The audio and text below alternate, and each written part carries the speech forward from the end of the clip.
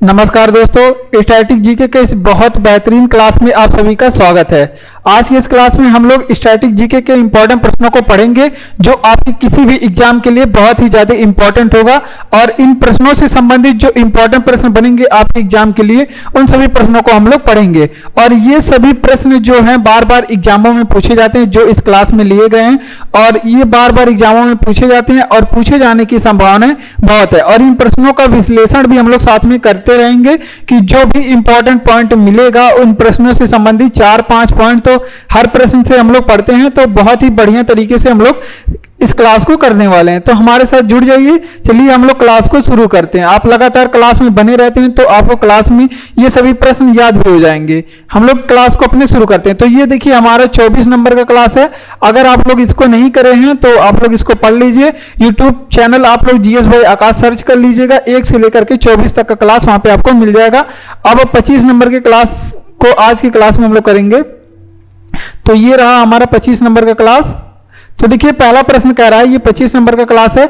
अब यहां पे इंपॉर्टेंट प्रश्नों को हम लोग पढ़ेंगे। कह रहा है कि एक स्वस्थ मनुष्य का हृदय 1 मिनट में कितनी बार धड़कता है। तो जो मनुष्य का हृदय का स्पंदन है ये 72 बार प्रति मिनट माना गया है। 72 बार प्रति मिनट माना गया है, ये आप लोग ध्यान रखेंगे। अब एक स्वस्थ मनुष्य कुछ क्रियाएं करता है, वो एग्जाम में पूछी जाती है। जैसे स्वस्थ मनुष्य का तापमान कितना होता है, स्वस्थ मनुष्य का रक्तचाप कितना होता है, स्वस्थ मनुष्य सांस कितने लेते हैं, और फिर इसमें गुणसूत्र कितने होते हैं। इस तरह से प्रश्न पूछा जाता है। जैसे अगर आपसे पूछे कि स्वस्थ मनुष्य का रक्तचाप कितना होता है, तो आप लोग बताएंगे 120/80 होता है। ठीक, 120/80 mmHg होता है। क्या होता है? 120/80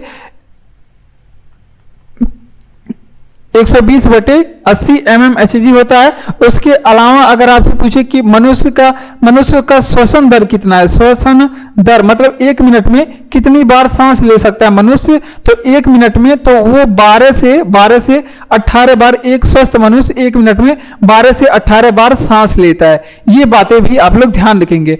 उसके बाद एक स्वस्थ मनुष्य के शरीर का ताप कितना होता है, स्वस्थ मनुष्य के शरीर का ताप कितना होता है, तो आप लोग जानते हैं 37 डिग्री सेंटीग्रेड होता है, 37 डिग्री सेल्सियस होता है। लेकिन अगर आपसे फारेनहाइट में पूछ रहा है, तो जो कि फारेनहाइट में ज्यादा पूछा जाता है, 98.6 डिग्री फारेनहाइट होता है। अगर आपसे केल्विन में पूछे तो 310 केल्विन बताएंगे। जो भी आपसे पूछे वो आप लोग बता सकते हैं। अगर आपसे पूछे कि एक स्वस्थ मनुष्य में गुणसूत्र कितने होते हैं, तो मनुष्यों में गुणसूत्र, अगर गुणसूत्रों के डाउन सिंड्रोम रोग ना हुआ हो तो सब में गुणसूत्र समान होते हैं। 23 जोड़े गुणसूत्र होते हैं, जोड़े, या फिर वैसे देखेंगे तो 46 गुणसूत्र होते हैं। 23 दूना 46, जोड़ों में पूछेगा तो 23 जोड़े आप लोग बता देंगे, वैसे 46 गुणसूत्र होते हैं। तो इस प्रश्न से आप लोग इतने पॉइंट याद रखेंगे। जैसे स्वस्थ मनुष्य के हृदय का 1 मिनट में कितनी बार धड़कता है, तो 72 बार प्रति मिनट ये धड़कता है। 72 बार प्रति मिनट धड़कता है, ये आप लोग ध्यान रखेंगे। अब स्वस्थ मनुष्य का अगर आपसे पूछ ले कि रक्तचाप कितना होता है, तो 120/80 mmHg इसका यूनिट है, इतना होता है। अगर आपसे पूछे कि एक स्वस्थ मनुष्य का श्वसन दर कितना होता है, तो 12 से 18 बार 1 मिनट में एक मनुष्य सांस लेता है। अगर आपसे पूछे कि एक स्वस्थ मनुष्य के शरीर का तापमान कितना होता है, तो 37 डिग्री सेंटीग्रेड या डिग्री सेल्सियस या 98.6 डिग्री फारेनहाइट या फिर 310 केल्विन। आपसे कुछ भी पूछे तो आप बता सकते हैं। और गुणसूत्र कितने होते हैं, तो मनुष्य में 23 जोड़े गुणसूत्र होते हैं। अगर वैसे ही पूछे तो 46 गुणसूत्र होते हैं। अगला प्रश्न है कि भारत में पहली बार जनगणना कब हुआ था। तो देखिए इंपॉर्टेंट प्रश्न है। जनगणना से यहां से जितने भी प्रश्न बताए जाएंगे वो सभी आपके लिए एग्जाम में इंपॉर्टेंट होगा। तो देखिए भारत में पहली बार जनगणना जो हुआ था वो 1972 में हुआ था। अब ये पूछा जाता है कि किसके कार्यकाल में भारत में पहली बार जनगणना हुआ, ये भी आप लोग नोट करेंगे, यहां पे लिख लीजिए। अगर 1972 में पहली बार जनगणना हुआ, अगर आपसे पूछे कि इस समय कार्यकाल किसका था, 1972 में पहली बार जनगणना किसके कार्यकाल में हुआ, तो ये आप लोग नोट करेंगे, ये हुआ था मेयो के कार्यकाल में। किसके कार्यकाल में? मेयो के कार्यकाल में हुआ था। अब अगर आपसे पूछे कि यहीं पे एक प्रश्न और पूछा जाता है कि पहली बार जनगणना कब हुआ था, तो 1972 में। अगर आपसे पूछे कि नियमित जनगणना की शुरुआत कब हुई थी, 1872 है भाई, ये 1872 में पहली बार जनगणना हुई थी। अगर आपसे पूछे कि नियमित जनगणना की शुरुआत भारत में कब हुई थी, नियमित जनगणना की शुरुआत भारत में कब हुई थी? तो भारत में जो पहली नियमित जनगणना है वो 1881 से हुई थी। कब? 1881 से। अब 2 पॉइंट और यहाँ पे लोग यहाँ पे ध्यान रखेंगे कि जनगणना का महाविभाजक वर्ष पूछा जाता है, तो ये भी आप लोग ध्यान रखेंगे। महाविभाजक वर्ष और लघु विभाजक वर्ष दोनों पूछा जाता है। तो अगर आपसे पूछे कि किस वर्ष को जनगणना का महाविभाजक वर्ष कहते हैं, महाविभाजक वर्ष कहते हैं। महाविभाजक वर्ष क्यों कहते हैं? क्योंकि इस वर्ष के दौरान क्या हुआ था, जनगणना बढ़ने के बजाय घटा था, तो वो 1921 को कहते हैं। अगर आपसे पूछे कि जनगणना का लघु विभाजक वर्ष किसे कहते हैं, लघु विभाजक वर्ष किसे कहते हैं, तो जनगणना का जो लघु विभाजक वर्ष है वो 1951 को कहते हैं। किसको कहते हैं? और वर्ष 1951 को कहते हैं। और हमारी जो जनगणना हुई थी और इसका शुभंकर पूछा जाता है कि इसका शुभंकर क्या था, तो इसका शुभंकर था प्रगणक शिक्षिका। क्या थी इसका शुभंकर? प्रगणक। इसका शुभंकर भी एग्जाम में पूछा गया है, तो वो आप लोग ध्यान देंगे, प्रगणक शिक्षिका इसकी शुभंकर थी। तो ये सारी बातें आप लोग यहाँ पे ध्यान रखेंगे। चलिए इसका रिवीजन कर लेते हैं। देखिए, अगर आपसे पूछे कि भारत में पहली बार जनगणना कब हुआ था, 1872 में पहली बार जनगणना मेयो के शासनकाल में, और नियमित जनगणना जो है 1881 में हुआ था, और ये रिपन के कालकाल में हुआ था। किसके काल में? रिपन के कार्यकाल में हुआ था। उसके अलावा जनगणना का महान विभाजक वर्ष 1921 को कहते हैं, और जनगणना का लघु विभाजक वर्ष 1951 को कहते हैं। दोनों चीज आप लोग ध्यान रखेंगे। अगर आपसे पूछे कि जनगणना का हमारे शुभंकर क्या था, तो प्रगणक शिक्षिका, ये भी एग्जाम में पूछा गया है, शुभंकर था। तो ये जितने भी पॉइंट यहाँ पे लिखा गया है सभी आपके एग्जाम के लिए बहुत ही ज्यादा इंपॉर्टेंट है। सारे पॉइंट पूछे जाते हैं कि पहली बार जनगणना कब हुई, किसके कार्यकाल में हुई, और नियमित जनगणना की भारत में शुरुआत कब हुई और किसके शासनकाल में हुई, और जनगणना का लघु विभाजक वर्ष किसे कहा जाता है, महाविभाजक वर्ष किसे कहा जाता है, जनगणना का शुभंकर किसे कहा जाता है, और भी पॉइंट पूछे जाते हैं जनगणना से, वो हम लोग आगे की क्लासों में पढ़ेंगे।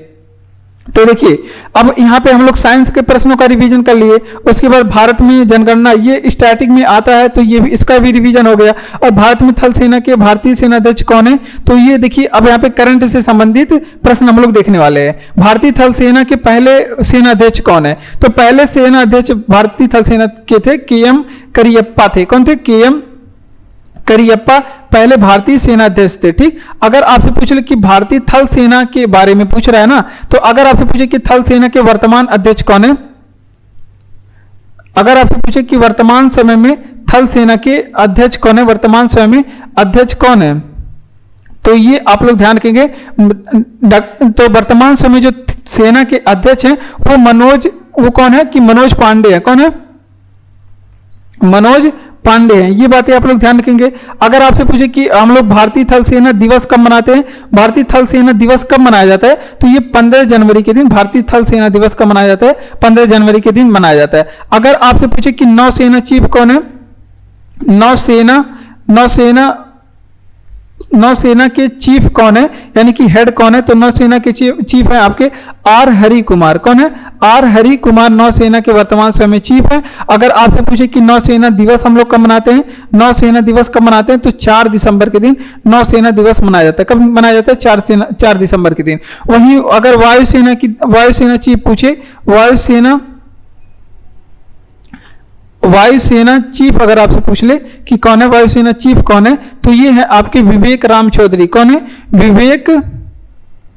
विवेक राम चौधरी। ठीक, ये बातें आप लोग ध्यान रखेंगे, विवेक राम चौधरी हैं। और अगर आपसे पूछे कि वायुसेना दिवस हम लोग कब मनाते हैं, तो 8 अक्टूबर के दिन मनाते हैं वायुसेना दिवस। तो ये सारी बातें आप लोग यहाँ पे नोट करेंगे। देखिए, थल सेना के पहले सेनाध्यक्ष कौन है, तो KM करियप्पा है, थल सेना के पहले सेना अध्यक्ष हैं। उसके बाद अगर आपसे पूछे कि थल सेना के वर्तमान समय अध्यक्ष कौन है, तो डॉक्टर मनोज पांडे हैं। वर्तमान समय में सेनाध्यक्ष कौन है? मनोज पांडे है। और थल सेना दिवस हम लोग कब मनाते हैं, 15 जनवरी के दिन थल सेना दिवस मनाया जाता है। अगर आपसे पूछे कि नौसेना चीफ कौन है, R हरि कुमार है। नौसेना के चीफ कौन है? R हरि कुमार। नौसेना दिवस हम लोग 4 दिसंबर के दिन मनाते हैं। और वायुसेना के चीफ कौन है, तो विवेक राम चौधरी वायुसेना के चीफ है। और 8 अक्टूबर के दिन हम लोग वायुसेना दिवस मनाते हैं। कब मनाते हैं?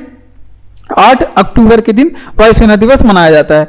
अब अगर आपको क्लास अच्छा लग रहा हो तो क्लास को लाइक कर दीजिए, चैनल को सब्सक्राइब करिए और अपने दोस्तों तक भी इस क्लास को शेयर करिए। अगर आपको इसका PDF चाहिए तो PDF जो है आपके टेलीग्राम चैनल का लिंक डिस्क्रिप्शन में दिया गया है, आप वहां पर जाकर के इसका PDF पा सकते हैं। अब हम लोग बढ़ेंगे अपने अगले प्रश्न की ओर। और अगला प्रश्न हमारा क्या कह रहा है? कह रहा है अगला प्रश्न कि पौधों में जीवन होता है, यह किस भारतीय वैज्ञानिक ने बताया? तो ये बातें बताई थी जगदीश चंद्र बसु ने, आप लोग यहां पे नोट करना है। ये बताई थी जगदीश चंद्र, ये बातें जगदीश चंद्र बसु जो कि एक भारतीय वैज्ञानिक थे, इन्होंने बताया था कि पौधों में जीवन होता है। अब पौधों से संबंधित क्या क्या प्रश्न पूछे जाते हैं, तो पौधों में जाइलम क्या काम करते हैं, ये पूछा जाता है एग्जाम में। और उसके बाद पौधों में फ्लोएम क्या काम करते हैं, फ्लोएम क्या काम करते हैं, ये भी एग्जाम में पूछा जाता है। तो देखिए जाइलम की बात अगर पूछे तो जाइलम का काम है पौधों में जल का संवहन। पौधों में क्या करना, जल का संवहन। जल का संवहन का मतलब पौधों के प्रत्येक भाग में जल को पहुंचाना, जल का संवहन। उसके बाद फ्लोएम का काम करता है पौधों में आहार का संवहन, जो भी खनिज तत्व जो पौधे पृथ्वी से निकालती हैं उनका जो है संवहन करने का काम क्या करता है, फ्लोएम। ये जाइलम ऊतक और फ्लोएम ऊतक ये पौधे में पाए जाते हैं जो कि संवहन करने का काम करते हैं। तो ये भी बात आप लोग ध्यान रखेंगे, आहार का और जल का संवहन करने का काम करते हैं। अगर आपसे पूछ ले कि एक और पॉइंट अगर आपसे पूछे कि पौधों द्वारा भोजन बनाने की क्रिया क्या कहलाता है, पौधों द्वारा भोजन बनाने की क्रिया क्या कहलाता है, तो पौधों द्वारा भोजन बनाने की जो क्रिया है उसे प्रकाश संश्लेषण कहते हैं। प्रकाश संश्लेषण पौधे किसके द्वारा करते हैं, पत्तियों के द्वारा। ये भी बात आप लोग ध्यान रखेंगे, उसे क्या कहते हैं, पौधों द्वारा भोजन बनाने की क्रिया को प्रकाश संश्लेषण कहते हैं। ठीक, तो ये सारी बातें आप लोग ध्यान रखेंगे, ये प्रश्न आपके लिए बहुत ही ज्यादा इंपॉर्टेंट है। चलिए इसका रिवीजन करते हैं। देखिए पौधों में जीवन होता है, ये किस भारतीय वैज्ञानिक ने बताया, तो ये बातें हमसे बताई थी जगदीश चंद्र बसु ने, जो कि एक भारतीय वैज्ञानिक थे। इन्होंने बताया कि पौधों में जीवन पाई जाती है। और जाइलम क्या काम करते हैं पौधों में, तो जाइलम एक ऊतक होता है पौधों में जो जल का संवहन करने का काम करता है। फ्लोएम एक पौधों में ऊतक होता है जो खनिज तत्वों को, यानी कि पौधों की जो आहार हैं उनको पौधों के प्रत्येक भागों में पहुंचाने का काम करता है, यानी कि आहार का संवहन करता है। पौधों द्वारा भोजन बनाने की जो क्रिया होती है उसे क्या कहलाता है, उसे प्रकाश संश्लेषण कहते हैं। प्रकाश संश्लेषण की क्रिया पौधे अपने पत्तियों के द्वारा करते हैं। वाष्पोत्सर्जन की क्रिया पौधे अपने पत्तियों के द्वारा करते हैं। पौधे जो है अपने श्वसन क्रिया जो है पत्तियों के द्वारा करते हैं। तो सारी बातें आप लोग ध्यान रखेंगे। लाई हरोबा लोकनित है, तो लाई हरोबा जो कि देखिए ये यहाँ पे लोकनित्यों से संबंधित आपके एग्जाम में प्रश्न पूछा जाता है कि किस लोकनित्य कौन सा किस जगह पे मनाया जाता है और कौन किस जगह पे कौन सा फेस्टिवल मनाया जाता है, और शास्त्रीय नृत्य किस जगह का है, उसके बाद फला दिवस मतलब किस दिन होता है। तो इस तरह के प्रश्न बहुत पूछे जाते हैं, किताबों से संबंधित प्रश्न पूछे जाते हैं। तो इस तरह के प्रश्न स्टैटिक में आते हैं और या फिर करंट अफेयर में आते हैं, और सभी को हम लोग पढ़ेंगे। तो इस क्लास में आप लगातार बने रहते हैं तो आपको जीएस के जितने भी सब्जेक्ट होते हैं सभी का रिवीजन हो जाएगा। तो देखिए और उनसे संबंधित बहुत सारे पॉइंट आपको बहुत सीखने को मिलेगा। देखिए लाई हरोबा लोकनृत्य जो है ये मणिपुर में मनाया जाता है। कहां पे ये मनाया जाता है, मणिपुर में। लाई हरोबा लोकनृत्य मणिपुर में। अब मणिपुर से हमारे एग्जाम के लिए क्या क्या पूछ सकता है वो हम लोग देखते हैं। तो अगर आपसे पूछे कि लोकटक झील कहां पे है, लोकटक झील कहां पे है, तो भी आप लोग बताएंगे कि मणिपुर में। ठीक, ये बातें आप लोग ध्यान रखेंगे। अब केबुल लामजाओ पार्क इसी पे स्थित है, लोकटक झील पे केबुल लामजाओ पार्क जो क्या है, भारत का एकमात्र तैरता पार्क है। यहाँ पे इंडिकेट कर लेंगे, भारत का एकमात्र तैरता पार्क है। ये किस झील पे बनाया गया है, ये लोकटक झील पे बनाया गया है। और ये कहां पे है, ये आपकी कहां पे, मणिपुर में है। तो ये भी बात आप लोग ध्यान रखेंगे। अब एक प्रश्न और पूछा जाता है, अगर आपसे पूछे कि यहीं पे कि तूजू दर्रा कहां पे है, तूजू नामक जो दर्रा है ये भी मणिपुर में है। अब एक चीज और आपसे पूछा जा सकता है, अगर आपसे पूछे कि भारत के किस राज्य को पोलो खेल का उद्गम माना जाता है, पोलो खेल का उद्गम माना जाता है। पोलो एक प्रकार का खेल है जिसको खेलते समय, पोलो खेल का उद्गम किस राज्य को माना जाता है, तो वो मणिपुर को माना जाता है। किस राज्य को, मणिपुर को माना जाता है। तो ये पूरी बातें आप लोग ध्यान रखेंगे। पोलो खेल का उद्गम भी आप लोग ध्यान रखेंगे। देखिए लाई हरोबा लोकनृत्य कहाँ का है, मणिपुर का है। लोकटक झील किस जगह पे है, तो वो मणिपुर में स्थित है। अब लोकटक झील में एक केबुल लामजाओ नेशनल पार्क बना हुआ है।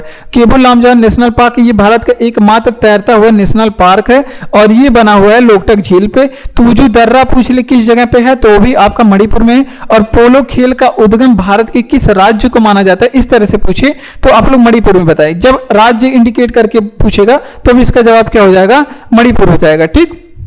अगला प्रश्न कि रबड़ का सबसे अधिक उत्पादन कहां पे होता है, तो रबड़ का सबसे अधिक उत्पादन, या फिर अगर आपसे पूछ ले कि मसालों का सबसे अधिक उत्पादन, मसालों का सबसे अधिक उत्पादन पूछ ले, या फिर रबड़ का सबसे अधिक उत्पादन पूछ ले, या फिर अगर आपसे पूछे कि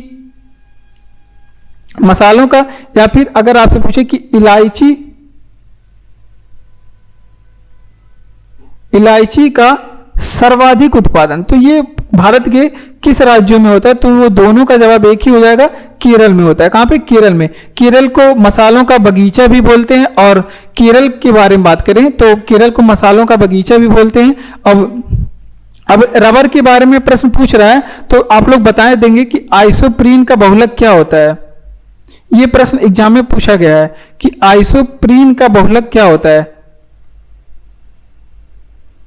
आइसोप्रीन बहुलक जिसे पॉलीमर बोलते हैं आप लोग अंग्रेजी में, आइसोप्रीन का बहुलक क्या होता है, तो ये एग्जाम में पूछा गया है। आइसोप्रीन का बहुलक तो वो होता है प्राकृतिक रबर। कौन सा क्या होता है, प्राकृतिक रबर, ये आइसोप्रीन का बहुलक होता है। अब एक प्रश्न और आप लोग यहाँ पे बताएंगे, अगर आपसे पूछे कि मोपला आंदोलन कहाँ पे हुआ था, तो वो केरल से संबंधित है। मोपला आंदोलन ये इंपॉर्टेंट है, जो कि 1921 में हुआ था, मोपला जनजातियों के द्वारा हुआ था, और केरल के कहां पे, मालाबार में हुआ था। केरल में कहां पे, ये आप लोग ध्यान रखेंगे, केरल के मालाबार में ये आंदोलन हुआ था। मोपला विद्रोह था एक तरह का, मोपला विद्रोह ये कहां पे हुआ था, केरल के मालाबार में हुआ था।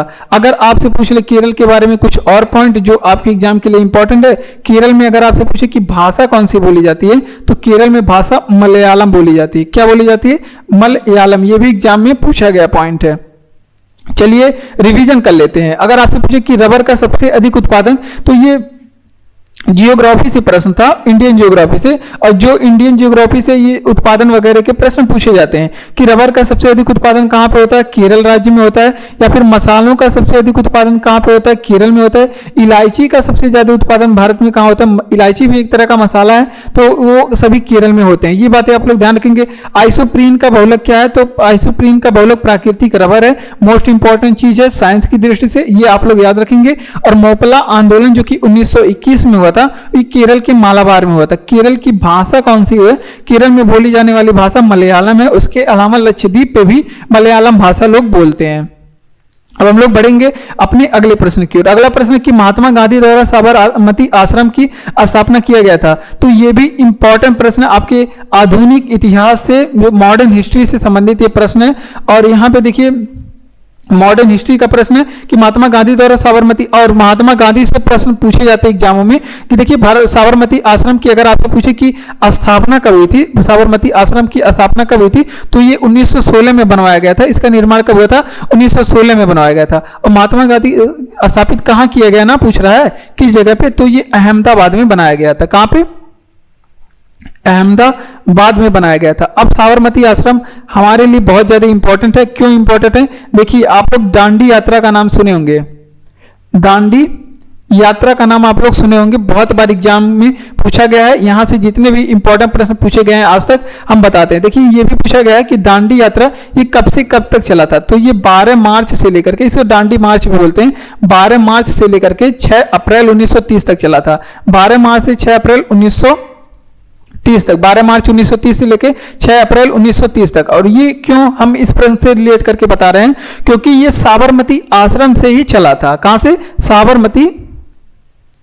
साबरमती आश्रम से चला था। और साबरमती आश्रम से लेकर के कहां तक चला था, दांडी तक चला था। और ये पूछा जाता है कि दांडी यात्रा के दौरान साबरमती आश्रम से दांडी तक ये कहां से शुरू हुई थी, ये भी पूछा जाता है। तो साबरमती आश्रम से कहां पे समाप्त हुई थी, तो दांडी तक चला था। अगर आपसे पूछे कि कुल कितनी दूरी थी, ये भी एग्जाम में पूछा गया है, तो ये आप लोग बताएंगे। अगर किलोमीटर में पूछेगा तो 385, अगर किलोमीटर में पूछे तो 385 किलोमीटर बताएंगे।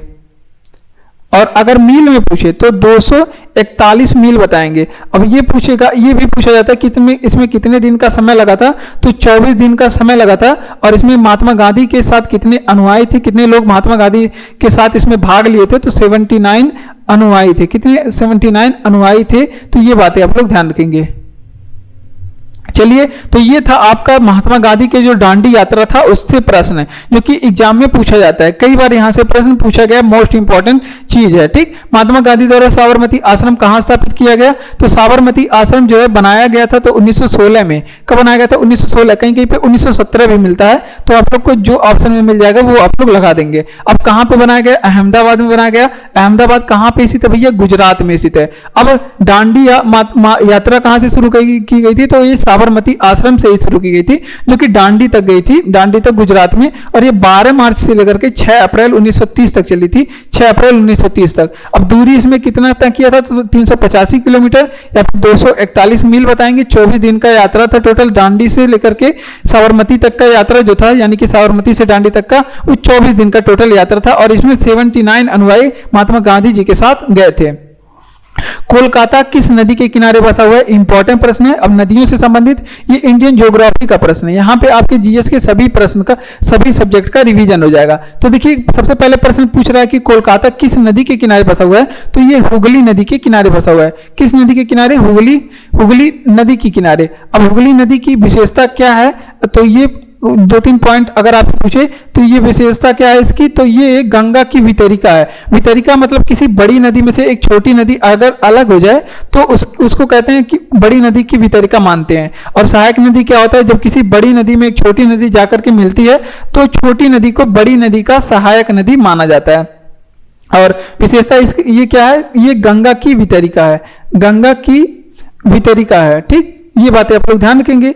हुगली नदी जो है गंगा की वितरिका है, एग्जाम में पूछा गया है, ये आप लोग ध्यान रखेंगे। और हुगली नदी के बारे में एक और पॉइंट आप लोग यहाँ पे ध्यान रखेंगे कि ये जो हुगली नदी है ये क्या काम करती है? जो हुगली नदी जो है, ये हुगली नदी अगर आपसे पूछे कि हुगली की सहायक नदी क्या है, हुगली की सहायक नदी कौन सी है? तो हुगली की जो सहायक नदी है वो कौन सी है?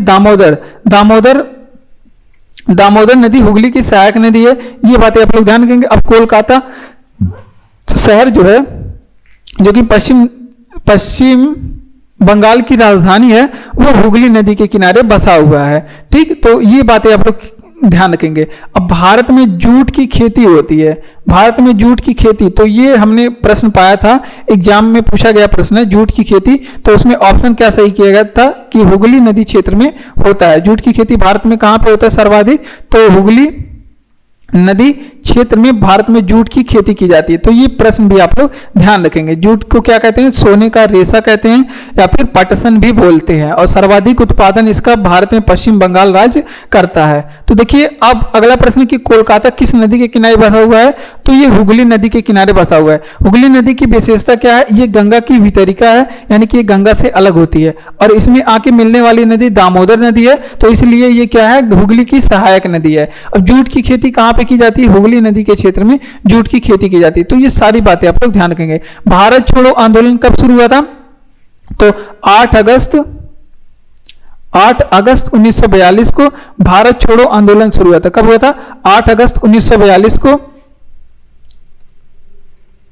अगर आपसे पूछे कि भारत छोड़ो आंदोलन कब शुरू हुआ था, तो ये हुआ था 8 अगस्त 1942 को।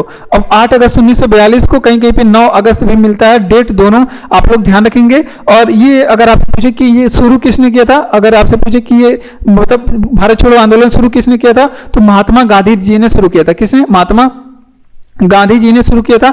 और ये भी पूछा जाता है कि इसमें महात्मा गांधी जी ने कौन सा नारा दिया था, तो ये करो या मरो का नारा दिया था। महात्मा गांधी जी ने इसमें करो या मरो का नारा दिया था। और ये भी पूछा जाता है कि करो या मरो का नारा गांधी जी ने किस आंदोलन के द्वारा दिया, तो भारत छोड़ो आंदोलन के द्वारा गांधी जी ने करो या मरो का नारा दिया था। अब एक यहाँ पे एडिशनल पॉइंट आप लोग को ये बताना है कि भारत में क्रिप्स मिशन कब आया था?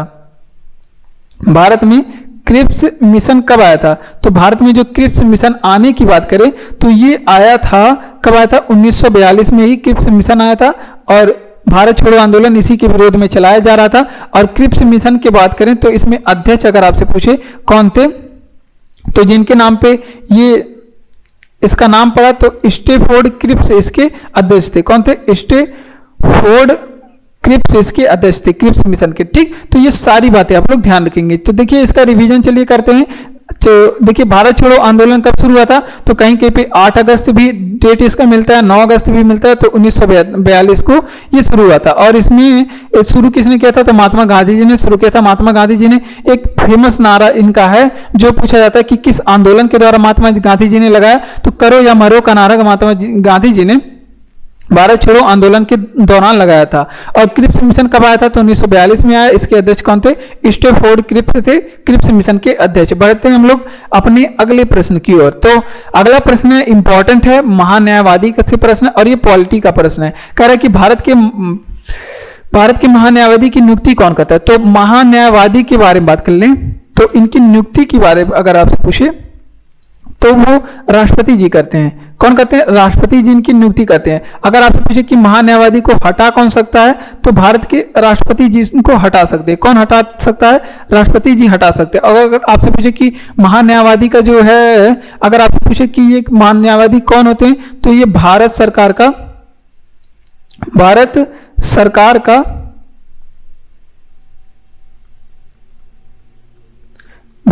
का प्रथम विधि अधिकारी होता है। क्या होता है, प्रथम विधि अधिकारी होता है। तो ये सारी बातें आप लोग को याद रखना है। भारत सरकार का प्रथम विधि अधिकारी होता है। यहाँ पे आप लोग को ज्यादा से ज्यादा पॉइंट आपको खोज करके बताया जाता है जो आपके एग्जामों में सीधे पूछे जाते हैं। तो ये क्या होता है, महान्यायवादी भारत सरकार का प्रथम विधि अधिकारी होता है। तो ये भी आप लोग ध्यान रखेंगे, महान्यायवादी के बारे में ये सभी पॉइंट आप लोग ध्यान रखेंगे। अब और कुछ अन्य नियुक्तियां राष्ट्रपति जी करते हैं। राष्ट्रपति जी और कौन कौन सी चीजों की नियुक्ति करते हैं राष्ट्रपति द्वारा, और कौन कौन लोग नियुक्त होते हैं, तो ये आप लोग ध्यान रखेंगे। तो देखिए राष्ट्रपति जी प्रधानमंत्री की नियुक्ति करते हैं, तो वो आप लोग ध्यान रखेंगे, प्रधानमंत्री की भी नियुक्ति करते हैं। उसके अलावा और प्रधानमंत्री के जो मंत्री परिषद के सदस्य होते हैं, मंत्री परिषद में जो भी सदस्य होते हैं उनकी नियुक्ति करते हैं। उसके अलावा राज्यपाल की भी नियुक्ति करते हैं, राज्यों के राज्यपाल की भी नियुक्ति करते हैं, बहुत सारे लोगों की नियुक्ति करते हैं। और सुप्रीम कोर्ट और हाई कोर्ट के सुप्रीम कोर्ट और हाई कोर्ट के मुख्य न्यायाधीश की भी नियुक्ति करते हैं। किसकी, मुख्य न्यायाधीश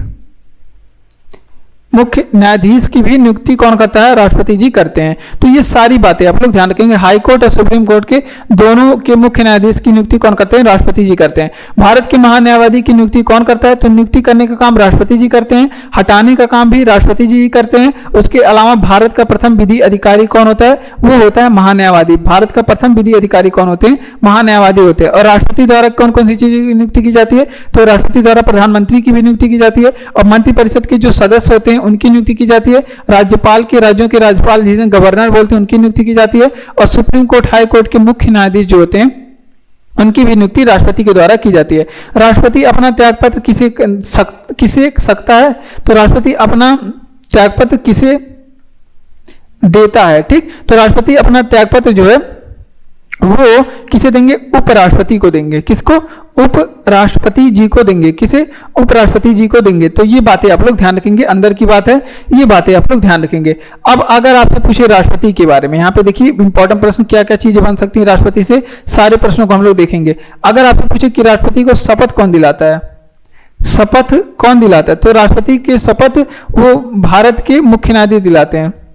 कौन दिलाता है, भारत के मुख्य न्यायाधीश, यानी कि सुप्रीम कोर्ट के कौन, मुख्य न्यायाधीश दिलाते हैं इनको शपथ। ठीक, तो ये बातें आप लोग ध्यान रख लेंगे, ये बातें आप लोग ध्यान रखेंगे राष्ट्रपति को। और राष्ट्रपति का शपथ किस अनुच्छेद में है, तो ये भी आप लोग ध्यान रखेंगे। इनकी शपथ जो है अनुच्छेद 60 में है। अगर आपसे पूछे कि राष्ट्रपति का जो है कार्यकाल कितने वर्ष का होता है, कार्यकाल 5 वर्ष का होता है। कितने वर्ष का होता है, 5 वर्ष का होता है। और ये बातें आप लोग ध्यान रखेंगे कि ये किस अनुच्छेद में कही गई है 5 वर्ष होगा, तो अनुच्छेद नंबर 56 में राष्ट्रपति का कार्यकाल दिया गया है। ठीक, अगर आपसे पूछे कि राष्ट्रपति पे, यहाँ पे लिखेंगे राष्ट्रपति पे कुछ और प्रश्न। अगर आपसे पूछे कि राष्ट्रपति पे महाभियोग कौन लगाता है, राष्ट्रपति पे महाभियोग की बात करें तो वो अगर आपसे पूछे किस अनुच्छेद के द्वारा लगाया जाता है, तो अनुच्छेद ये लगाया जाता है शपथ 61 के द्वारा, अनुच्छेद 61 के द्वारा महाभियोग लगाया जाता है। उसके अलावा अगर आपसे पूछ ले, अगर आपसे पूछे कि वर्तमान समय राष्ट्रपति कौन है, तो यहाँ पे प्रश्न है, यहाँ पे लिखेंगे। तो देखिए इतनी बातें आप लोग यहाँ पे ध्यान रखेंगे। भारत राष्ट्रपति अपना त्यागपत्र किसे देता है? तो राष्ट्रपति अपना जो त्यागपत्र है उपराष्ट्रपति जी को सौंपते हैं। किसे? उपराष्ट्रपति जी को सौंपते हैं। और अगर आप पूछे कि राष्ट्रपति को शपथ कौन दिलाता है, तो भारत के जो मुख्य न्यायाधीश होते हैं सुप्रीम कोर्ट के, या फिर कह सकते हैं मुख्य न्यायाधीश जो होते हैं, वो अनुच्छेद 60 के तहत इनको शपथ दिलाते हैं। और राष्ट्रपति का कार्यकाल कितना होता है? 5 वर्ष का कार्यकाल होता है। अनुच्छेद 56 में बताया गया है राष्ट्रपति का कार्यकाल किस अनुच्छेद में है? 56 में है। राष्ट्रपति पे महाभियोग किस अनुच्छेद के द्वारा लगाया जाता है? तो ये बातें आप लोग ध्यान रखेंगे। अनुच्छेद 60 के द्वारा राष्ट्रपति पे महाभियोग लगाया जाता है, सॉरी 61 के द्वारा। 60 में शपथ है, 61 पे महाभियोग है। तो ये भी पॉइंट कई बार एग्जाम में पूछा गया। तो यहाँ पे जितने पॉइंट लिखे हमने सब इंपॉर्टेंट था और ये पॉलिटी का प्रश्न था, ये आप लोग ध्यान रखेंगे। भारत में वर्तमान समय राष्ट्रपति कौन है? द्रौपदी मुर्मू जी है। कौन है? द्रौपदी मुर्मू जी है। ठीक, ये बातें आप लोग ध्यान रखेंगे। अगर आपसे पूछे कि भारत में वर्तमान राज्यपाल कौन है, वर्तमान उप राष्ट्रपति अगर आपसे पूछ ले कि कौन है, तो वर्तमान समय भारत के उपराष्ट्रपति जगदीप धनखड़ है। कौन है? जगदीप धनखड़ है। ठीक, ये बातें आप लोग ध्यान रखेंगे। अगर आपसे पूछे कि भारत में वर्तमान समय मुख्य न्यायाधीश कौन है, भारत वर्तमान समय मुख्य न्यायाधीश कौन है, तो मुख्य न्यायाधीश सुप्रीम कोर्ट की बात कर रहा है। सुप्रीम कोर्ट के मुख्य न्यायाधीश कौन है? तो ये भी आप लोग ध्यान रखेंगे। डी.वाई. चंद्रचूड़ है वर्तमान समय मुख्य न्यायाधीश। कौन है? डी.वाई. चंद्रचूड़ है। ये आपके राष्ट्रपति जी 15 नंबर के हैं और डी.वाई. चंद्रचूड़ ये मुख्य न्यायाधीश ये 50 नंबर के हैं। किस नंबर के? 50 नंबर के हैं। ये बातें आप लोग ध्यान रखेंगे। तो ये सारी बातें आप लोग ध्यान रखेंगे। एक चीज और आप लोग ध्यान रखेंगे जो एग्जाम में पूछा जा सकता है। अगर आपसे पूछे कि मुख्य निर्वाचन आयुक्त कौन है भारत के?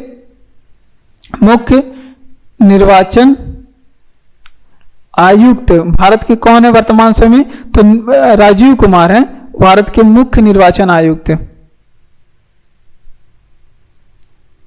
राजीव कुमार। तो ये सारी बातें आप लोग यहाँ पे ध्यान रखेंगे। चलिए इसका रिवीजन करेंगे कि भारत के वर्तमान राष्ट्रपति कौन है। तो भारत के वर्तमान समय राष्ट्रपति कौन है? द्रौपदी मुर्मू जी हैं और ये 15 नंबर की राष्ट्रपति क्या है?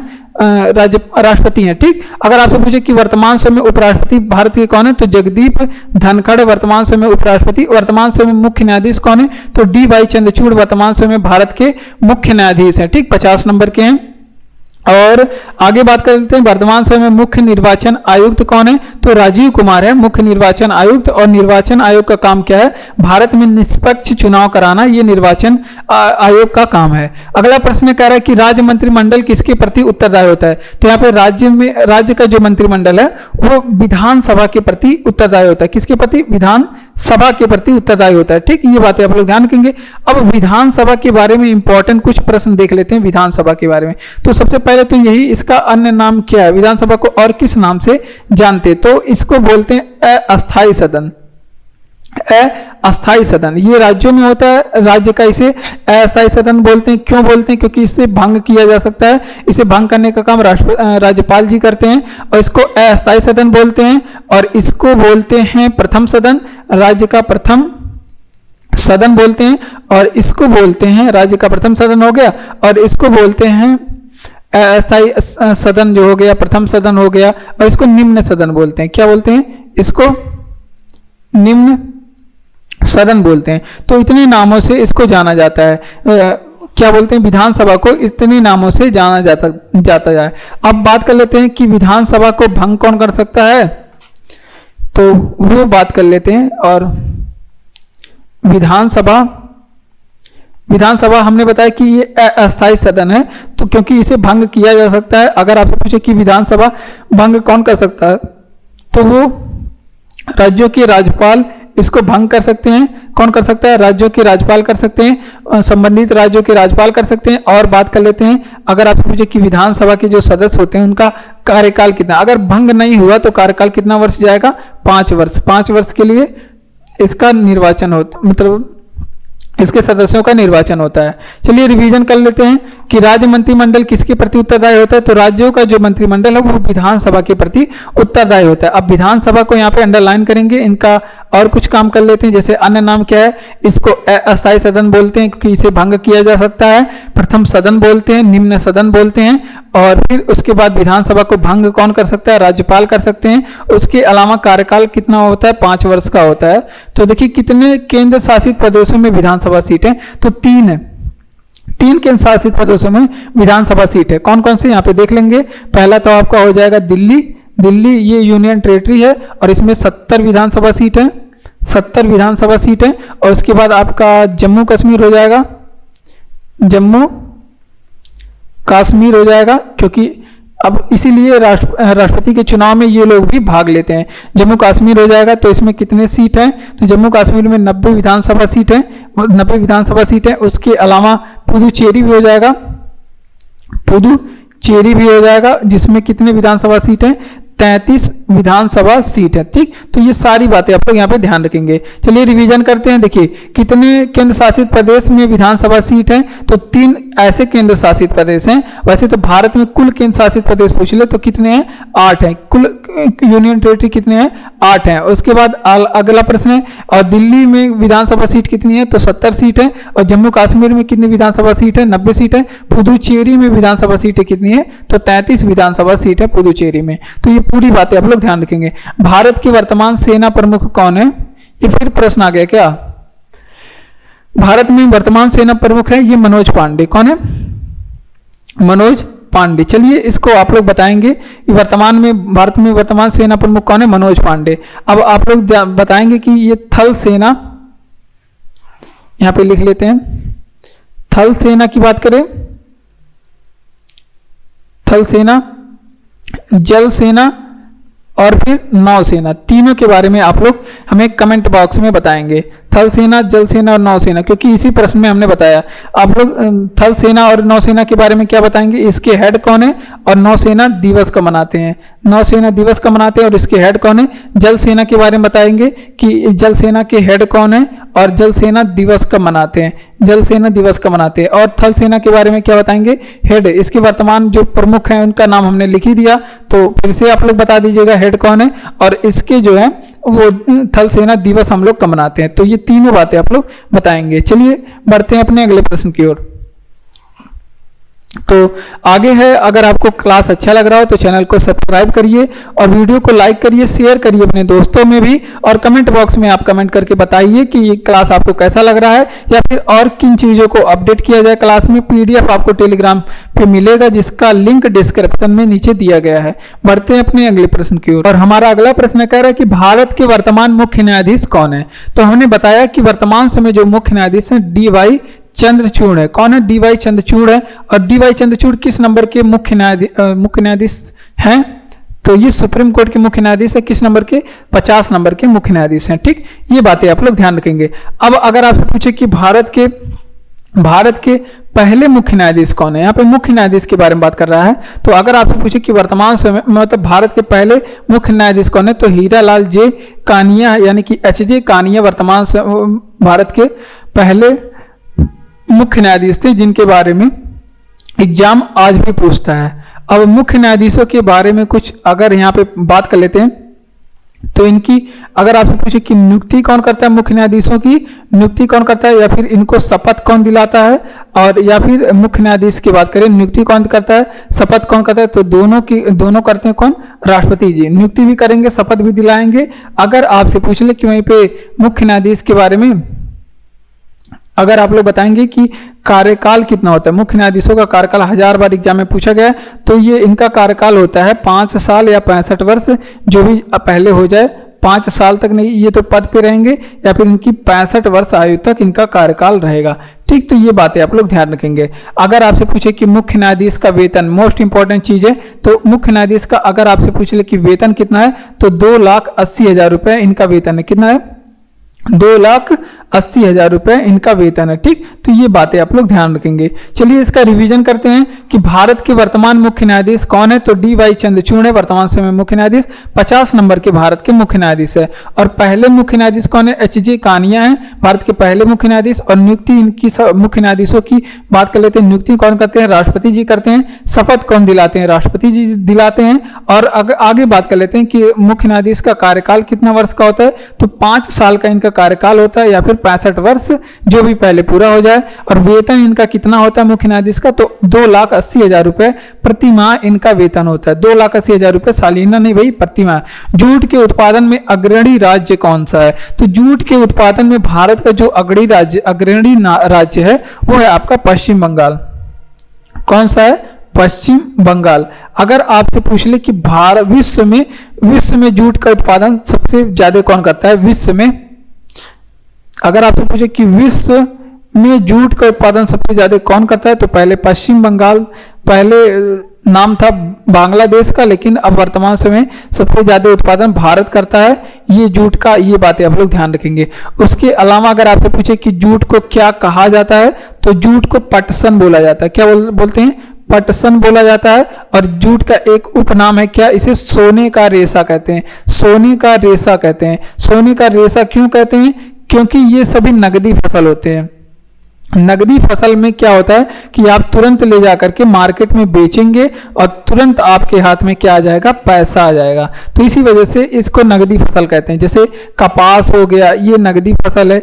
जूट हो गया, ये नगदी फसल है। जूट, कपास और जूट हो गया, कपास हो गया और गन्ना हो गया, ये सभी कैसे फसल है, क्या बोलते हैं, नगदी फसल या फिर वाणिज्यिक फसल इन्हें बोलते हैं। तो ये सारी बातें आप लोग यहाँ पे ध्यान रखेंगे। तो देखिए जूट के उत्पादन में अग्रणी राज्य कौन सा है, पश्चिम बंगाल है, जो सबसे ज्यादा जूट का उत्पादन करता है। कौन सा राज्य, पश्चिम बंगाल। अगर विश्व में सबसे ज्यादा जूट का उत्पादन कौन करता है, भारत में। और भारत में जूट को क्या कहा जाता है, जूट को पटसन भी बोलते हैं। तो ये बातें आप लोग ध्यान रखेंगे। सोने का रेशा कह करके भी इसे संबोधित किया जाता है, सोने का रेशा। ठीक, ये बातें आप लोग ध्यान रखेंगे। अब नगदी फसल कौन कौन से होते हैं, जैसे आपका हो गया कपास हो गया, जूट हो गया, गन्ना, ये सभी नगदी फसल है। नगदी फसल क्या होता है, जिसे बेच करके तुरंत पैसा मिल जाए। 1857 के विद्रोह के समय आरा से नेतृत्व किसने, देखिए 1857 की जो क्रांति हुई थी उसे भारत का प्रथम स्वतंत्रता संग्राम बोलते हैं, जो पहला सैनिक विद्रोह था भारत का 1857 का। और इसमें अलग अलग जगहों से अलग अलग लोगों ने बागडोर संभाली, यानी कि अलग अलग जगहों से अलग अलग लोगों ने नेतृत्व किया, यानी कि लड़ा। तो पूछ रहा है कि आरा से कौन लड़े थे, तो कुंवर सिंह, आप लोग ध्यान रखेंगे, कुंवर सिंह आरा से लड़े थे। कौन से लड़े थे, कुंवर सिंह जो है वो 1857 की क्रांति से नेतृत्व किया था। अगर आपसे पूछे कि दिल्ली से किसने लड़ा था, दिल्ली से 1857 की क्रांति को किसने लड़ा था, तो बहादुर शाह जफर ने लड़ा था। कौन, बहादुर शाह जफर दिल्ली से 1857 की क्रांति को लड़ा था। उसके अलावा अगर आपसे पूछे कि कानपुर से किसने लड़ा था, कानपुर से किसने लड़ा, तो तात्या टोपे ने। इसको नाना साहब भी बोलते हैं। कानपुर से नेतृत्व किसने किया था, तात्या टोपे। और तात्या टोपे को क्या बोलते हैं, इन्हें नाना साहब भी बोलते हैं। क्या बोलते हैं, नाना साहब भी बोलते हैं। और उसके अलावा अगर आपसे पूछे मोस्ट इंपॉर्टेंट चीज कि लखनऊ से किसने नेतृत्व किया था, लखनऊ से नेतृत्व की थी बेगम हजरत महल। कौन, बेगम हजरत महल। आप लोग जानते हैं कि बेगम हजरत महल कहां से संबंधित थी, तो ये संबंधित थी अवध से। और अवध को लॉर्ड डलहौजी अपने ब्रिटिश साम्राज्य में मिला लिया था कुशासन का आरोप लगाकर। बेगम हजरत महल लखनऊ से लड़ी थी। तो ये सारी बातों को आप लोग ध्यान रखेंगे। अगर फतेहपुर से पूछ ले किसने लड़ा था, फतेहपुर से पूछ ले किसने लड़ा था 1857 की क्रांति, तो अजीमुल्ला ने लड़ा था। किसने, अजीमुल्ला ने लड़ा था। तो इतनी बातें आप लोग यहाँ पे ध्यान रखेंगे। 1857 के विद्रोह में आरा से नेतृत्व किसने किया था, तो कुंवर सिंह ने आरा से नेतृत्व किया था। किसने, कुंवर सिंह ने आरा से नेतृत्व किया। 1857 की क्रांति को दिल्ली से किसने संभाला था, तो बहादुर शाह जफर ने दिल्ली से लड़ा था। और कानपुर से पूछ ले 1857 की क्रांति किसने लड़ा था, तो तात्या टोपे ने कानपुर से 1857 की क्रांति, जिनको नाना साहब भी बोला जाता है। और उसके अलावा लखनऊ से किसने लड़ा था, तो बेगम हजरत महल ने लखनऊ से इसकी बागडोर संभाली थी। फतेहपुर से अजीम मुल्ला ने 1857 की क्रांति को लड़ा था। तो ये सारी बातें आप लोग यहाँ पे ध्यान रखेंगे। बढ़ते हैं हम लोग अपने अगले प्रश्न की ओर कि विधान परिषद में किसी साधारण विधेयक को किस अवधि तक रोक सकते। तो देखिए विधान परिषद के पास किसी भी साधारण विधेयक को तो वो मात्र 14 दिन तक, मतलब मात्र 4 माह तक रोक सकती है। कितनी माह तक? 4 माह तक। जबकि अगर विधानसभा की बात करें, किसी भी साधारण विधेयक को अगर विधानसभा की बात करें, विधानसभा आप लोग जानते होंगे ये विधान परिषद कहाँ पे होता है, ये राज्यों में होता है। कहाँ पे? राज्यों में। और विधानसभा की बात करें और फिर या फिर विधानसभा की बात करें या फिर विधानसभा की बात करें या फिर राज्य सभा की बात करें, ये कहाँ पे होता है? केंद्र में होता है। और ये दोनों जो है किसी साधारण विधेयक को कितने माह तक रोक सकते हैं? तो ये 6 माह तक रोक सकते हैं। कितनी माह तक? 4 माह तक। अब जबकि राज्य कितनी माह तक रोक सकता है? राज्य मात्र 4 माह तक रोक सकता है। तो ये बातें आप लोग ध्यान रखेंगे। राज्य कितनी माह तक रोक सकता है? 4 माह तक रोक सकता है। जबकि विधान परिषद की बात करें, अगर आप पूछे कि ये धन विधेयक को कितने समय तक रोक सकता है, विधान परिषद धन विधेयक को, ये राज्यों का द्वितीय सदन होता है धन विधेयक। जैसे केंद्र में भी द्वितीय सदन जो होता है वो होता है राज्यसभा। तो ये भी धन विधेयक को पूछा जाएगा अगर कितने दिन तक रोक सकता है। या फिर राज्यसभा की बात करें, केंद्र की राज्यसभा की बात करें, धन विधेयक के बारे में बात कर लेते हैं, तो ये मात्र कितने दिन तक रोक सकता है? तो ये 14 दिन तक रोक सकता है। इसके बाद इसे पास करके लोकसभा में, मतलब राष्ट्रपति के पास भेजना ही होगा। और अगर आपसे पूछ ले कि धन विधेयक को विधान परिषद कितने दिन तक रोक सकती है, तो ये भी मात्र 14 दिन तक रोक सकती है। कितने दिन तक? 14 दिन तक।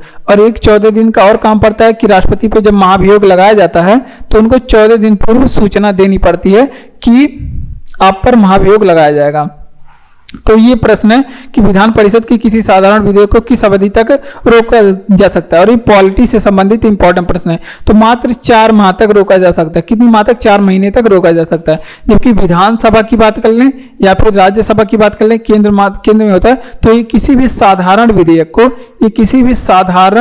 विधेयक को अधिकतम कितनी माह तक रोक सकती है? तो ये अधिकतम 6 माह तक रोक सकती है। जबकि राज्यसभा में जब धन विधेयक जाता है तो ये अधिकतम 14 दिन ही भी रोक सकती है। तुरंत उस पर सिग्नेचर, इसको आगे बढ़ाना होगा। और विधान परिषद की बात करें तो वो धन विधेयक को ये भी मात्र 14 दिन तक रोक सकती है। तो धन विधेयक और साधारण विधेयक ये सब अलग अलग चीजें हैं जो कि अलग अलग समय के लिए होती हैं।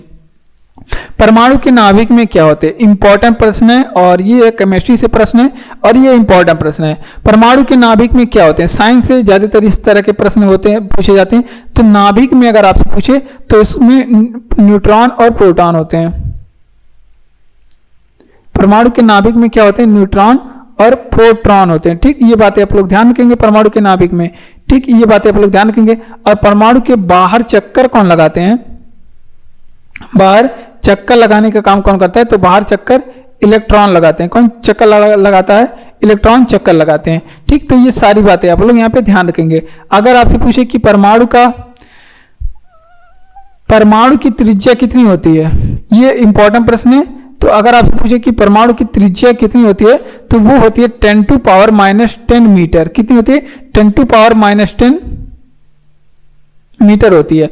अगर आपसे पूछे कि वहां पे नाभिक की त्रिज्या कितनी होती है, नाभिक की त्रिज्या पूछ ले कितनी होती है, तो ये होती है आपकी कितनी? तो ये होती है नाभिक की त्रिज्या पूछ ले, यहां पे नाभिक लिखिए। नाभिक की त्रिज्या पूछे तो वो 10⁻⁻15 मीटर होती है। कितनी? 10⁻⁻15 मीटर। तो ये सभी बातें आप लोग यहाँ पे ध्यान रखेंगे। नाभिक की त्रिज्या पूछे तो एक प्रश्न है। अगर आपसे पूछे कि परमाणु का द्रव्यमान संख्या किसे कहते हैं, परमाणु में द्रव्यमान संख्या किसे कहते हैं, तो परमाणु के नाभिक में जो उपस्थित है न्यूट्रॉन और प्रोटॉन की संख्या को न्यूट्रॉन प्लस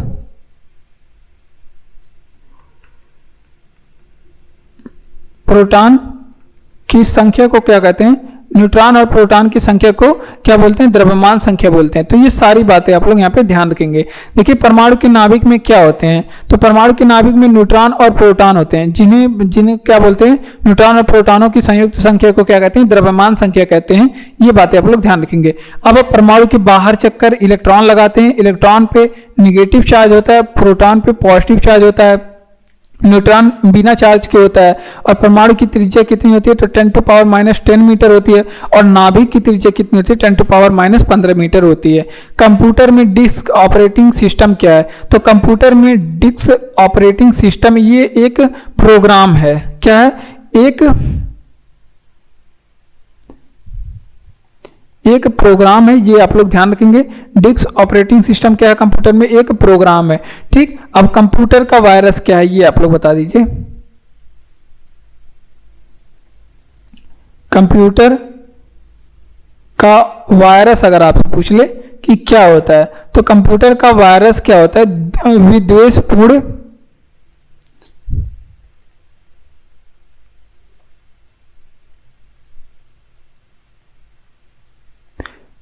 विद्वेषपूर्ण क्या होते हैं, कंप्यूटर के वायरस विद्वेषपूर्ण प्रोग्राम होते हैं विद्वेषपूर्ण, जो कि किस वजह से बनाए जाते हैं, आपको नुकसान पहुंचाने के लिए। विद्वेषपूर्ण का मतलब कि जो नुकसान पहुंचाने के लिए बनाए जाते हैं उसे क्या कहते हैं, विद्वेषपूर्ण का प्रोग्राम या फिर कार्यक्रम। और ये कंप्यूटर में बनाए जाते हैं ताकि आपके कंप्यूटर में फाइलें वगैरह सब रद्द हो जाए। इस दुर्भावना से ये तैयार किया जाता है, उसे क्या बोलते हैं, कंप्यूटर का वायरस। और कई सारे देश बहुत सारे वायरस बनाए हैं, वायरसों के नाम हम आपको बताए भी हैं कंप्यूटर के।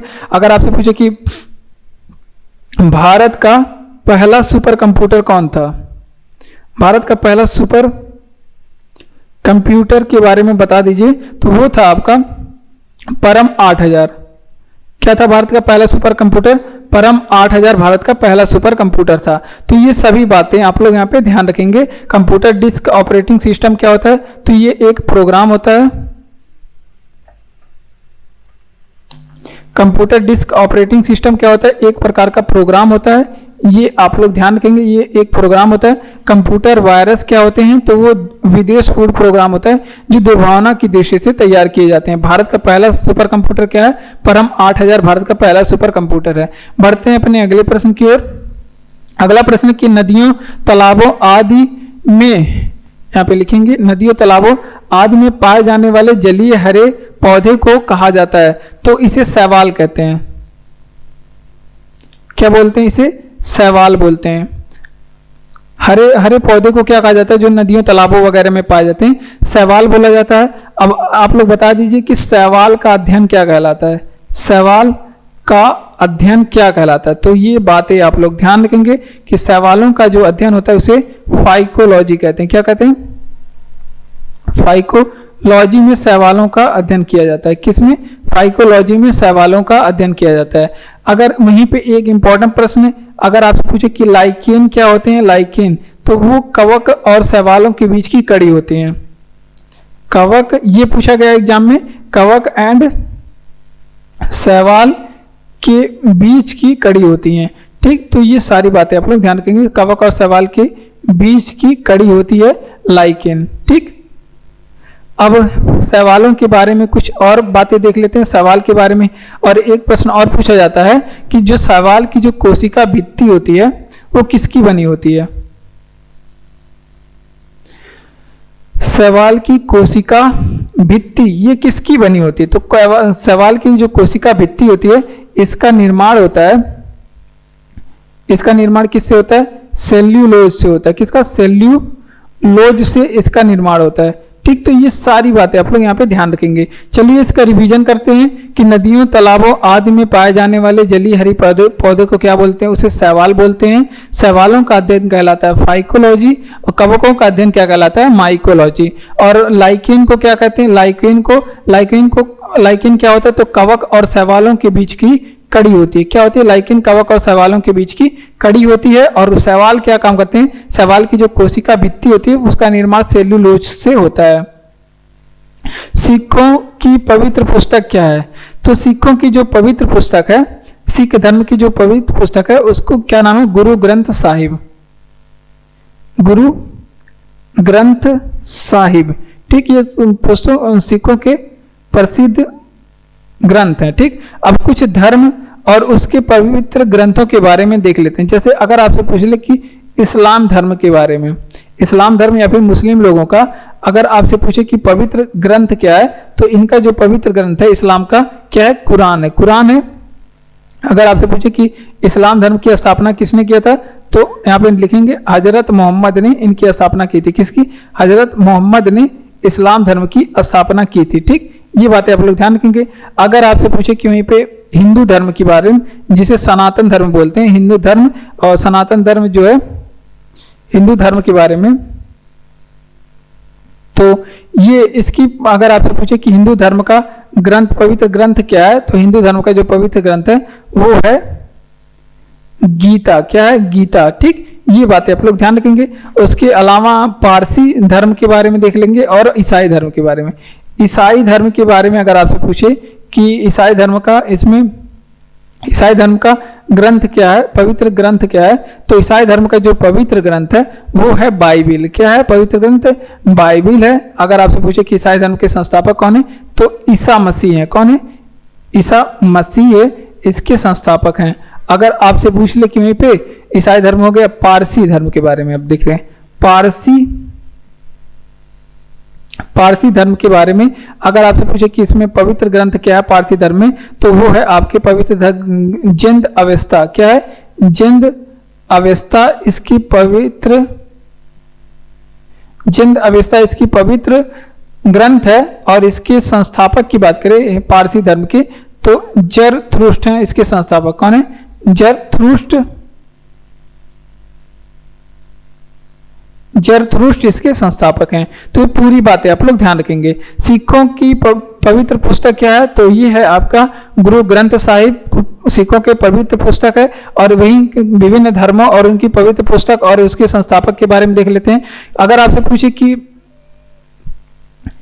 इस्लाम धर्म के संस्थापक कौन है, तो इस्लाम धर्म के संस्थापक हजरत मोहम्मद हैं, हजरत मोहम्मद साहब हैं। और इसकी पवित्र ग्रंथ क्या है? कुरान है। हिंदू धर्म के संस्थापक कोई नहीं है। और जो है हिंदू धर्म को सनातन धर्म कहते हैं, जो कि वैदिक काल से चली आ रही है, उसके संस्थापक नहीं है। ठीक, अगर आपसे पूछे कि इसके ग्रंथ कौन है, क्योंकि बहुत प्राचीन है। और बात कर लेते हैं हिंदू धर्म की ग्रंथ क्या है? गीता है। ईसाई धर्म की बात करें तो इसकी पवित्र ग्रंथ क्या है? बाइबिल है। ईसा मसीह और इसके संस्थापक हैं। और बात कर लेते हैं पारसी धर्म की, इसके पवित्र ग्रंथ कौन है? जिंद अवेस्ता हैं। और ये जरथुष्ट्र इसके संस्थापक हैं।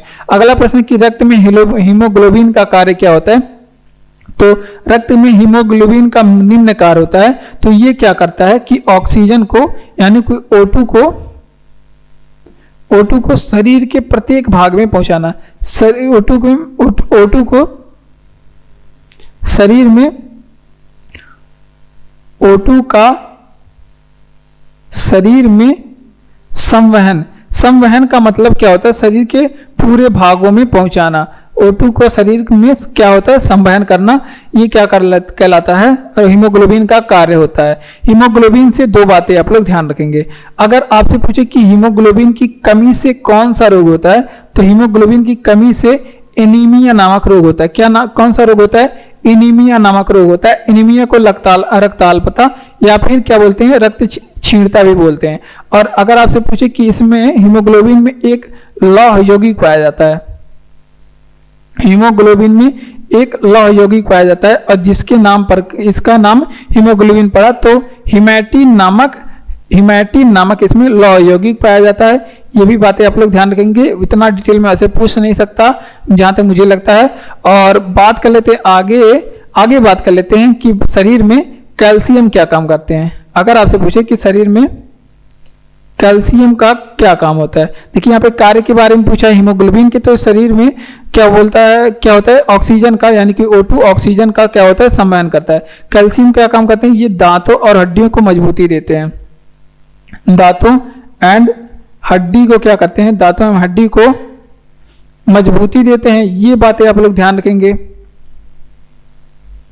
दांतों और हड्डियों को मजबूती देते हैं। इसके अलावा अगर आपसे पूछे कि WBC क्या काम करते हैं भारत में, शरीर में WBC जिसे क्या बोलते हैं? श्वेत रक्त कण, व्हाइट ब्लड सेल्स, श्वेत रक्त कण। ये अगर आपसे पूछे क्या काम करते हैं, WBC कार्य करते हैं। ये पूरे शरीर की क्या बोलते हैं? रोगों से रक्षा करते हैं, रोगों से रक्षा करने का काम करते हैं। ठीक, तो ये पूरी बातें आप लोग यहाँ पे ध्यान रखेंगे। चलिए रिवीजन करते हैं कि रक्त में हीमोग्लोबिन का कार्य क्या है। तो ये शरीर में ऑक्सीजन का संवहन करता है। उसके अलावा अगर आपसे पूछ ले इसके अलावा आप लोग ध्यान रखेंगे कि इसके कमी से कौन सा रोग होता है, एनीमिया नामक रोग इसकी कमी से होता है। अगर आपसे पूछे कि लौह यौगिक कौन से इसमें पाए जाते हैं, तो इसमें हिमैटिन नामक लौह यौगिक पाया जाता है। और कैल्शियम क्या काम करता है, इसमें दांतों और हड्डियों को मजबूती देता है, दांतों और हड्डियों को मजबूती देता है कैल्शियम। उसके बाद श्वेत रक्त कण क्या काम करता है, ये रोगों से रक्षा करता है। क्या होता है, रोगों से रक्षा करता है। बढ़ते हैं अपने अगले प्रश्न की ओर।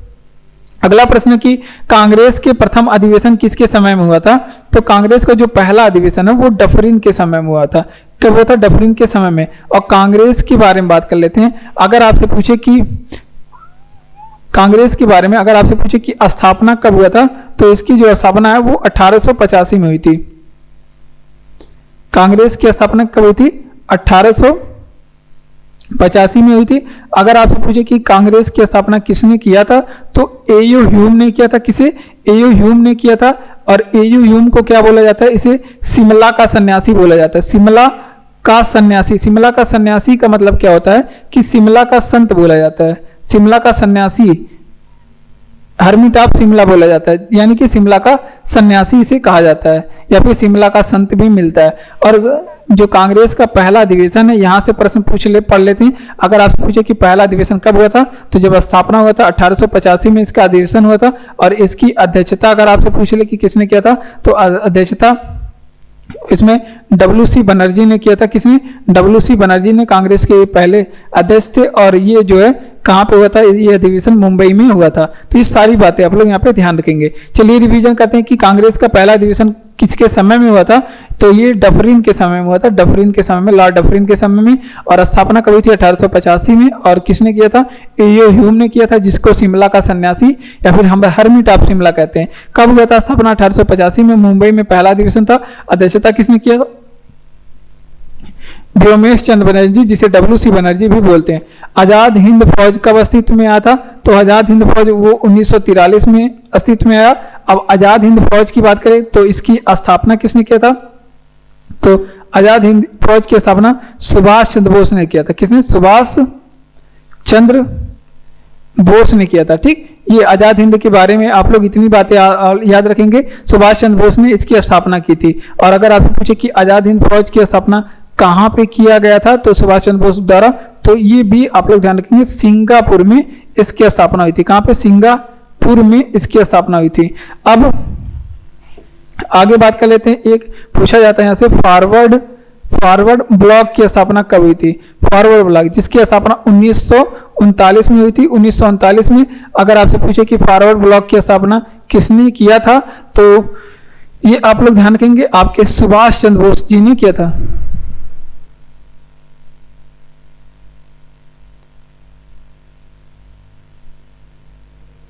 सुभाष चंद्र बोस ने इसकी स्थापना की थी। और अगर आपसे पूछे कि इसकी स्थापना कब की गई थी, तो 1939 में किसने किया था, सुभाष चंद्र बोस ने किया था। तो इतनी बातें आप लोग यहाँ पे ध्यान रखेंगे। चलिए इसका रिवीजन करते हैं एक बार फिर से। देखिए, अगर आपसे पूछे कि आजाद हिंद फौज कब अस्तित्व में आया, तो 1943 में आया। और कहां पे इसकी स्थापना हुई थी, तो सिंगापुर में इसकी स्थापना हुई थी। किसने किया, सुभाष चंद्र बोस ने किया था। फॉरवर्ड ब्लॉक की बात करें, 1939 में इसकी स्थापना हुई, किसने किया, सुभाष चंद्र बोस ने। और कब किया, तो त्रिपुरी अधिवेशन के बाद किया था। त्रिपुरी अधिवेशन चला था 1939 में, वहां से त्यागपत्र दे दिए थे त्रिपुरी अधिवेशन के बाद।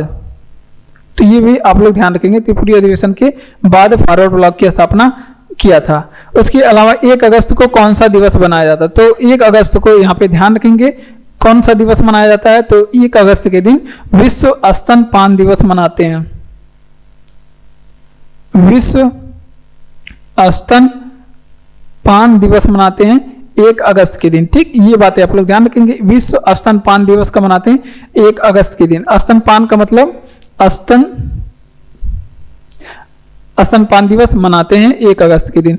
अब कुछ चीजें हम लोग अगस्त के माह में कुछ दिवसें मनाई जाती हैं। जैसे अगर आपसे पूछ ले कि अगस्त के माह में कौन कौन सी दिवस मनाते हैं, राष्ट्रीय खेल दिवस पूछे कब मनाया जाता है, राष्ट्रीय खेल दिवस कब मनाया जाता है, ये 29 अगस्त के दिन मनाया जाता है। 29 अगस्त के दिन। अगर आपसे पूछे कि राष्ट्रीय खेल दिवस 29 अगस्त के दिन मनाया जाता है। अगर आपसे पूछे कि वहीं पे कि भाला फेंक दिवस कब मनाया जाता है, भाला फेंक दिवस कब मनाया जाता है? तो भाला फेंक दिवस ये आपको 7 अगस्त के दिन मनाया जाता है। कब मनाया जाता है? 7 अगस्त के दिन भाला फेंक दिवस मनाया जाता है, क्योंकि इस दिन नीरज चोपड़ा ने भाला फेंक में स्वर्ण पदक जीता था। और राष्ट्रीय खेल दिवस कब मनाया जाता है? तो वो मेजर ध्यानचंद जी के जन्मदिन पे मनाया जाता है। और आगे बात कर लेते हैं, अगर आपसे पूछे कि विश्व युवा दिवस कब मनाया जाता है? तो विश्व युवा दिवस जो है ये 12 अगस्त के दिन मनाते हैं। ये राष्ट्रीय युवा दिवस नहीं है जो स्वामी विवेकानंद की जयंती पे होता है, वो नहीं है, विश्व युवा दिवस है जो कि 12 अगस्त के दिन मनाया जाता है। उसके अलावा हिरोशिमा दिवस, हिरोशिमा दिवस आप लोग नोट करेंगे कब मनाया जाता है? ये मनाया जाता है 6 अगस्त के दिन।